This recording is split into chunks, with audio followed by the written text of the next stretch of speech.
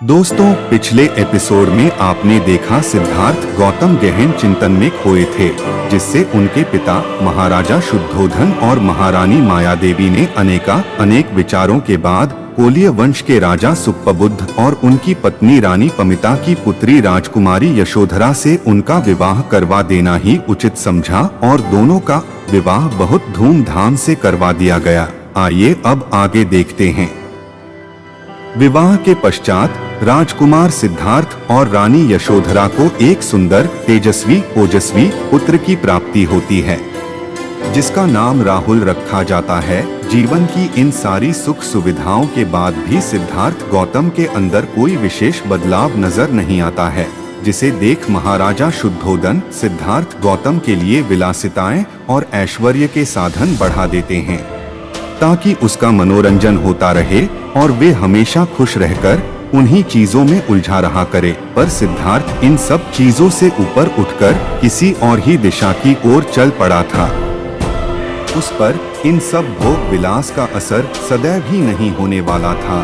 सिद्धार्थ गौतम का अंतर्मन हमेशा जीवन के सत्य को जानने उस जंगल के एकांत में मिले तपस्या में लीन उस साधु की निश्चिंतता के कारण में व्याकुल एवं चिंतित रहा करता था।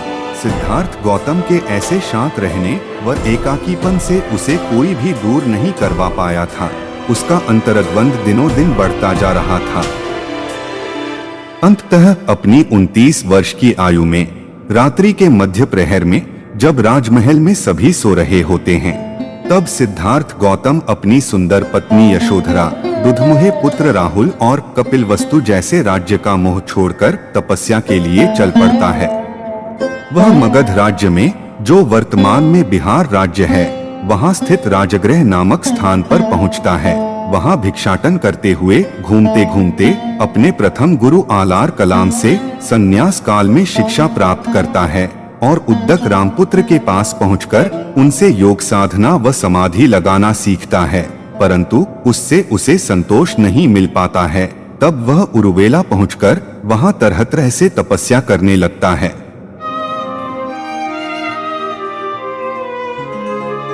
वह कई सालों तक साधु बनने के लिए कई साधकों व शिक्षकों से ज्ञान अर्जित करता रहता है।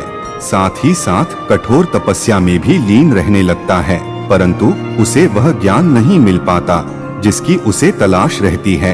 अंत में ज्ञान की खोज में कई जगहों पर भटकते हुए सिद्धार्थ गौतम बोधगया पहुंचता है। दोस्तों, इस एपिसोड में महात्मा बुद्ध की मूल कहानी को रखते हुए रचनात्मकताओं के आधार पर रोचकता बनाए रखने हेतु कल्पनाओं का भी सहारा लिया गया है।